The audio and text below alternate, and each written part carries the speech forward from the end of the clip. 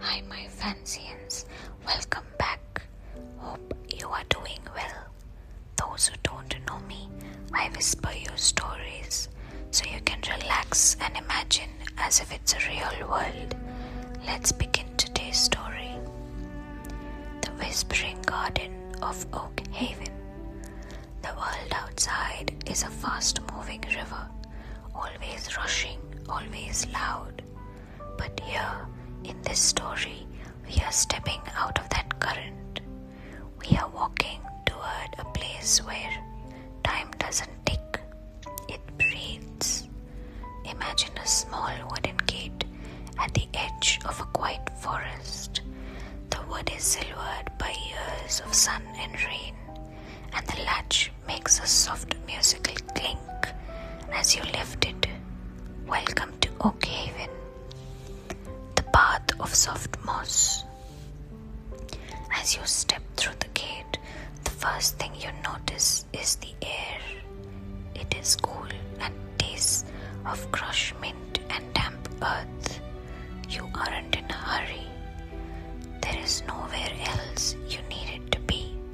Your only task is to notice the way your feet feel on the path. The ground isn't paved with stone.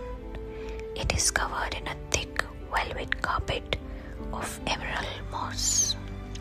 With every step, the moss heals under your weight, cushioning your stride like a soft pillow.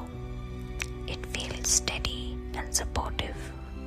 Surrounding the path are tall, ancient oak trees. Their branches reach upward, weaving a canopy of amber and gold leaves that filter the sunlight into soft, shimmering patterns on the ground. You hear the sound of the wind moving through the leaves, a long, slow shh. It sounds like the forest is reminding you to let out a breath you've been holding. So you take a deep breath in, smelling the pine needles, and as you exhale, you feel your shoulders drop away from your ears. The Silver Brook. Following the mossy path, you come across a narrow brook. The water is so clear, it looks like liquid glass sliding over smooth, round pebbles. Some of the stones are deep charcoal, others are milky white, and few are soft, dusty rose. You find a flat, sun-warmed rock by the water's edge and sit down. The warmth of the stone steps through your clothes, grounding you. You watch a single leaf, bright red and shaped like a star, drop from a branch. It hits the water with a tiny, silent ripple and begins to float downstream. Watch the leaf as it spins slowly. It doesn't fight the current. It doesn't worry about where the brook is going. It simply trusts the water to carry it. You realize you can do the same. For these few minutes, you can let the world carry you. The bubbling sound of the water over the stones is rhythmic. A gentle lullaby gurgles, splash drifts. It washes away the day clutter, leaving your mind as clear and still as pools between the rocks. The greenhouse of glass and stream. As you continue your walk, you will see a small structure made entirely of glass, held together by white painted iron.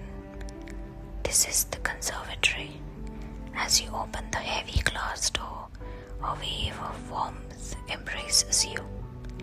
It is the kind of heat that loosens your muscles and makes your skin feel soft. Inside, the air is humid and rich with the scent of blooming jasmine and potting oil. Large tropical ferns drape their fronds like green lace. You see tiny droplets of pearl on the glass and slowly slide down, tracing unpredictable paths. In the center of the room is a wicker chair with a thin cream-colored wool blanket draped over the back. You sit, wrapping the blanket around your legs. It's heavy and comforting.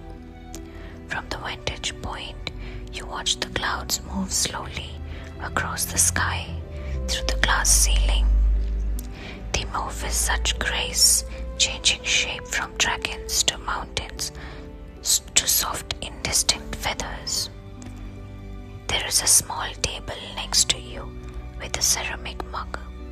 Steam rises from it in swirling ribbons. It's chamomile tea with a hint of honey. You pick it up, feeling the warmth of the clay against your palms. The scent is floral and sweet. You take a sip and the warmth travels down your throat, settling in your chest like a growling coal. Everything is quiet. Everything is safe. The lavender meadow at dusk. The sun is beginning to dip lower now, painting the horizon in shades of violet, apricot and deep plum. You leave the conservatory and find yourself at the edge of a vast meadow. But this isn't glass meadow. It is a sea of lavender. Thousands of purple stalks away in the twilight breeze. The scent is unmistakable, clean, herbal and deeply soothing. As the sun disappears, the first few stars begin to blink. They aren't bright or piercing, they are soft, like distant lanterns. You walk into the meadow, letting your hands brush against the tops of the lavender. The friction releases the oil and the scent grows even stronger. You find a wooden bench at the highest point of the hill. From here, you can see the entire valley. The lights in the distant cottages are turning on, one by one. They look so cozy and warm. The weight of the sleep. The air is turning crisp, but you are wrapped in your wool blanket. The world is settling down for the night. You hear a cricket chirping a slow, steady beat from somewhere in the tall glass. An owl calls out from the woods, a soft hoot that echoes gently through the trees. Your eyelids feel heavy now. It's a pleasant weight. It feels like the night is soft, dark velvet cloak being drawn over the world. There is no noise here, only the sound of your own steady breathing.